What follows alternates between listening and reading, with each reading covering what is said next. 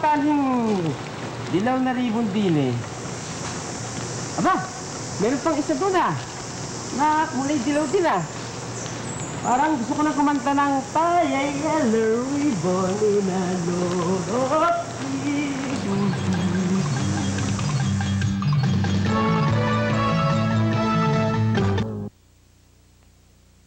Simulan natin pare, yung setup preparation.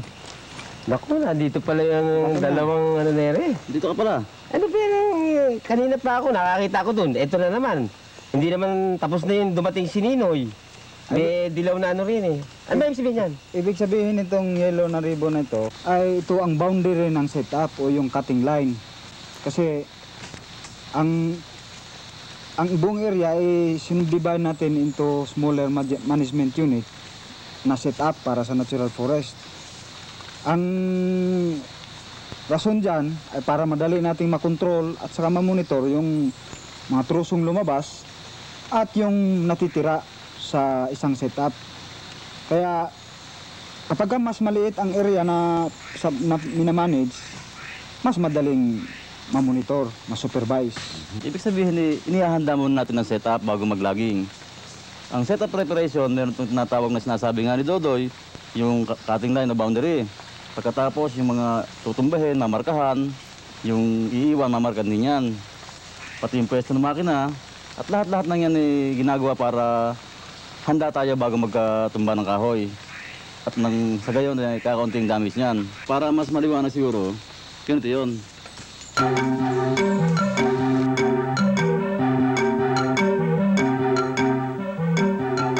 Tulad ng nabanggit na noong mga nakaraang araw, kailangan ng pangmatagalan at pangmaikli ang plano para sa maayos na pangangasiwa ng kagubatan. Ang bahagi ng mga planong ito ang pamamahala ng annual coup o ang paghahati ng kagubatan base sa inaasahang bilang ng taon na aani ng mga puno. Upang mapamahalaan ng maigi ang annual coup, hinahati ito sa mas maliliit pang bahagi. Ang pinakamalaking hati ay ang section. Ang mga section ay hinahati sa mga block at ang mga block ay hinahati sa mga setup. Ang setup ang pinakamaliit na hati. Bahagi rin ng mga planong ito ang paggamit ng sistemang selective logging o ang pag-aani ng mga punong nasa husto at higit sa hustong gulang na at mga punong may sira na may maiiwang sapat na dami ng residual trees o malulusog na batang puno upang magsilbing takip ng lupa at lumaki para may maani sa darating na panahon. Maraming hakbang ang isinasagawa upang maisakatuparan ang selective logging. Una rito ang mga paghahanda ng setup bago mag-ani. Pangalawa ang mismong pag-aani. Pangatlo ang pag-iimbentaryo ng setup pagkatapos umani. Sa araw na ito ang ating tatalakayin ay ang paghahanda ng setup bago mag-ani. Ang mga gawain sa paghahanda ng setup ay pagmamarka ng hangganan ng setup, pagkuha ng sample bago magmarka ng puno, pagbilang ng mga punong mamarkahan, at pagmamarka ng mga puno. Kinakailangang nakalatag sa isang operations map at sa mismong lugar ang mga hangganan ng paghahati ng lugar. Ang pagmamarka ng mga hangganan sa mismong lugar ay ginagawa ng mga survey crew.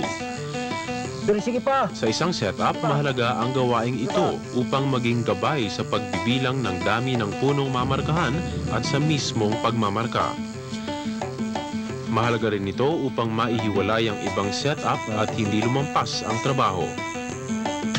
Ang ilang mahalagang konsiderasyon sa paglalatag ng hangganan ng setup ay ang lokasyon ng spar tree o ang punong kakabitan ng mga kable at susuporta sa paghihila ng troso. Ang log landing o ang lugar sa ilalim ng spar tree na paglalagyan ng mga inaning troso. Ang mga lokasyon ng hangganan at ng iba't ibang bahagi ng setup ay kailangang markahan para magabay sa mismong pag-aani. Halimbawa, ang spar tree ay kinakailangang lagyan ng markang LDG, nang ibig sabihin ay landing. Kadalasang gumagamit ng markal upang hindi mabura kaagad ang marka. Ang mga hangganan ay mainam markahan ng dilaw na ribbon upang madali itong makita sa gubat na makulimlim. Ang mga kanto ng hangganan ay nilalagyan ng mga istaka. Bukod sa paglalagay ng ribbon, isinusulat din sa istaka ang katumbas na lokasyon ng setup sa mapa. Nilalagyan din ng istaka ang cableways para sa mga kabling hihila sa mga troso mula sa lugar na pinagputulan papuntang landing. Ang mga cableways ay kailangang may layong 75 hanggang 70 metro mula sa spar tree. Pagkatapos mailatag ang hangganan at ang iba't ibang bahagi ng setup, kailangang kumuha ng 5% sample sa loob ng setup. Ginagawa ito upang malaman ang bilang ng residual trees na may 20 hanggang 70 cm ang diametro. Ang 5% sample ay makukuha sa pamamagitan ng isang sampling area o plot na may sukat na 18 metro palibot sa bawat 2 ektarya. Upang madaling malaman kung ilang plots ang kailangan sa bawat setup, hatiin lamang sa 2 ang kabuuang sukat ng setup. Halimbawa, sa 10 ektaryang setup, 5 plots ang kailangan. Upang maging tumpak ang sampling, mainam na pumili ng plots sa 4 na direksyon mula sa spar tree. Sa pagkuha ng sample, ilista ang species. Ito ba'y mga common hardwood o mga dipterocarp? Ito ba'y mga construction timber na hindi dipterocarp? Pulpwood o fuelwood species? Ilista din ang diametro. Ito ba'y 20, 30, 40, 50 o 60 sentimetro. Ilista din ang taas ng mga puno sa plots. Kapag nakumpleto na ang sampling, maaari nang bilangin ang residual na mamarkahan o marking goal kung tawagin. Ginagawa ito sa pamamagitan ng sumusunod na formula.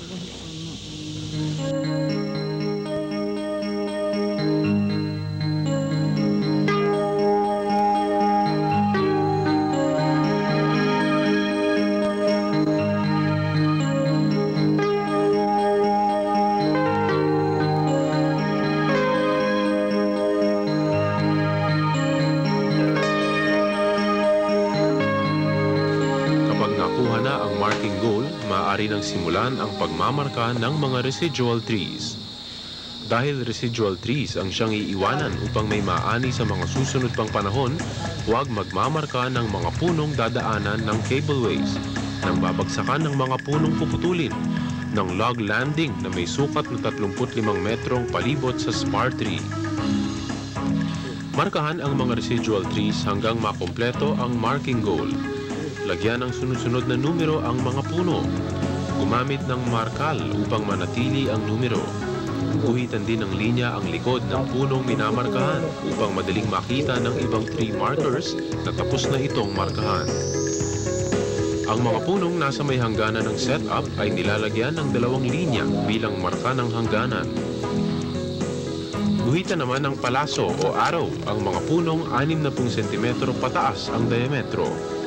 Ito ang mga punong aanihin. Inilalagay ang arrow sa gilid ng puno na siyang magiging direksyon ng pagbagsak nito. Hanggang maaari, pinipili ang direksyong walang masasagasaang residual tree.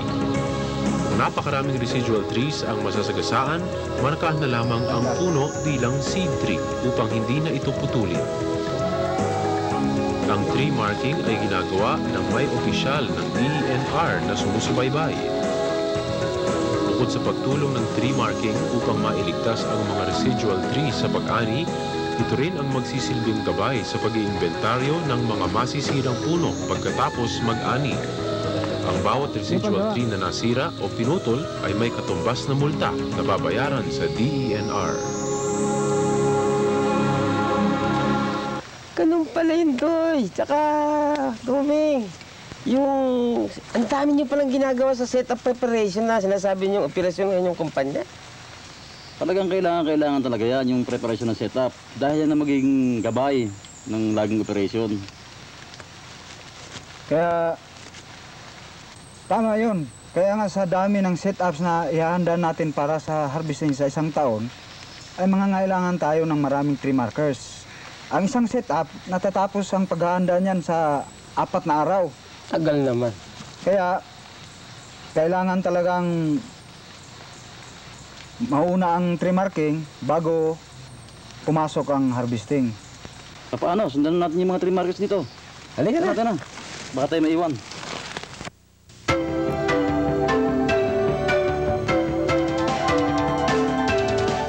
ba ninyo na ang pagkakaroon ng mga modernong gamit sa bansa noong 1950s ang simula ng pagkakalbo ng ating mga kagubatan? Dahil sa bilis pumutol ng mga modernong kagamitan sa pagtutroso, lumaganap ang clear cutting o ang pagkakalbo ng gubat. Dahil dito, pinag-aralan ng pamahalaan sa tulong ng Basilan Lumber Company ang selective logging o ang maingat at mapiling pagpuputol ng mga puno.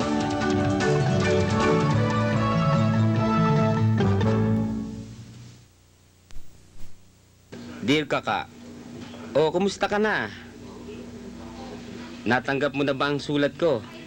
Sana naman sa pagbasa mo ng mga sulat ko'y nailalarawan mo na sa iyong isipan ang itsura ng kagubatan ng piko. Sana'y nakasama ka sa akin. Ako, Kaka. Kung nandito ka lang, ay mapapahinga ka ng husto. Makakalimutan mo ang lahat ng iyong mga problema at babalik ang iyong sigla. Napakaganda talaga ng mga tanawin at marami pang mga hayop at ibon na di mo karaniwang makikita sa syudad. Inspirado nga akong sumulat ng tula, Kaka, kung makukwento ko sa'yo talaga.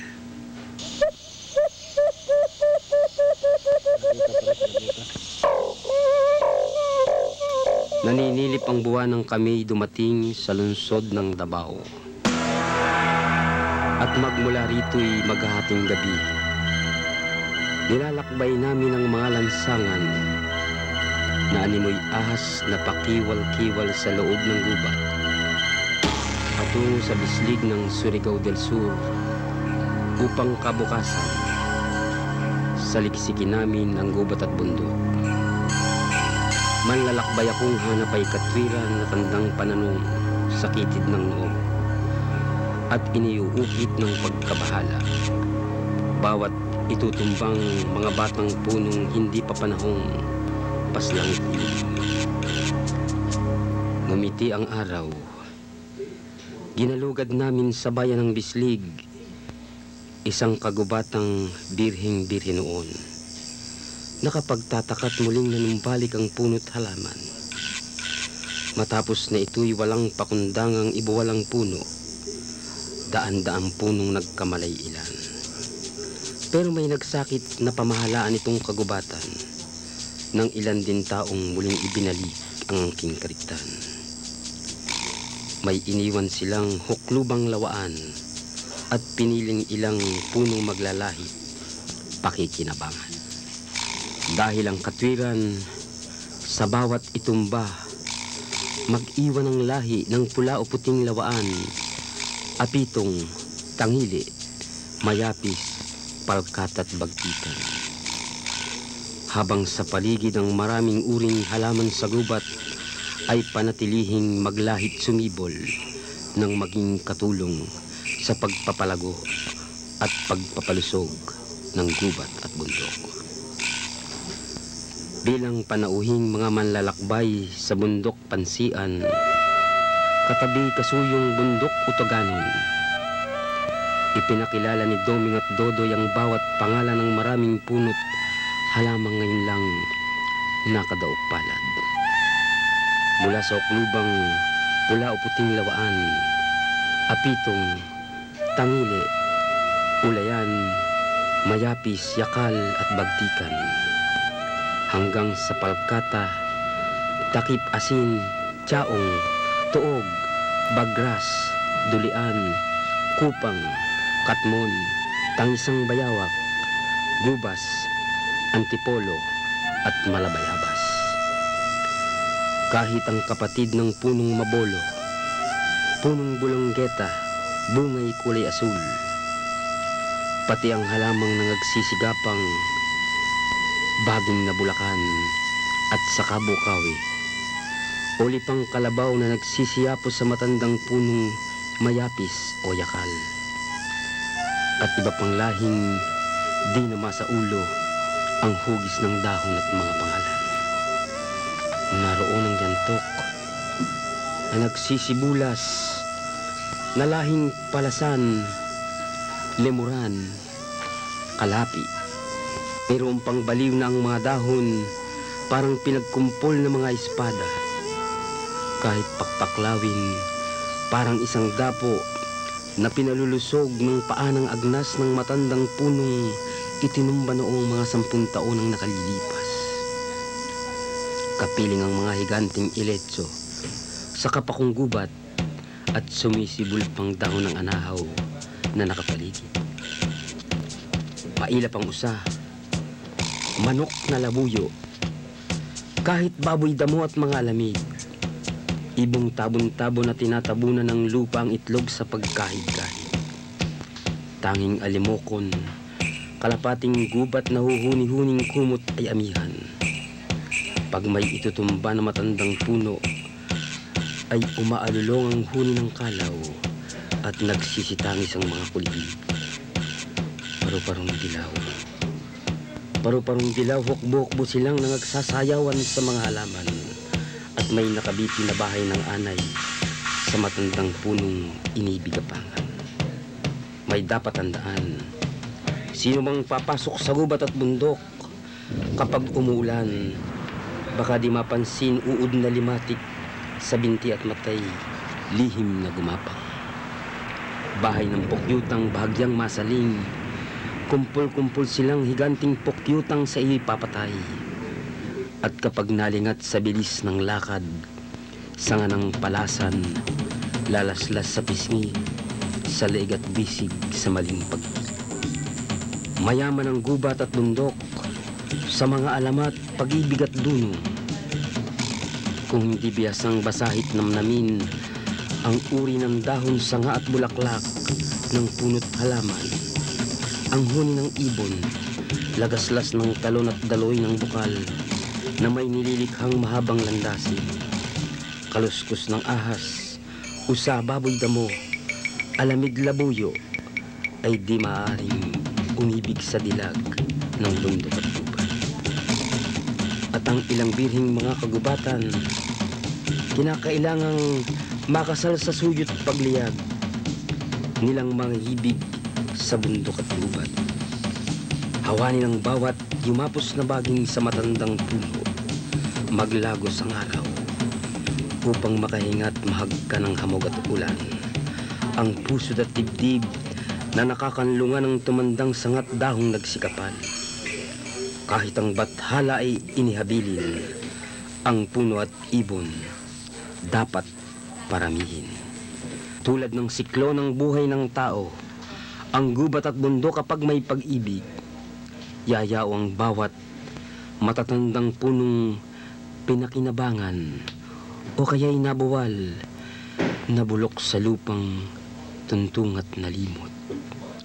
Pero may naiwang binhi sa paligid, mga batang puno na magpaparami at magpapalusog sa gubat at bundok.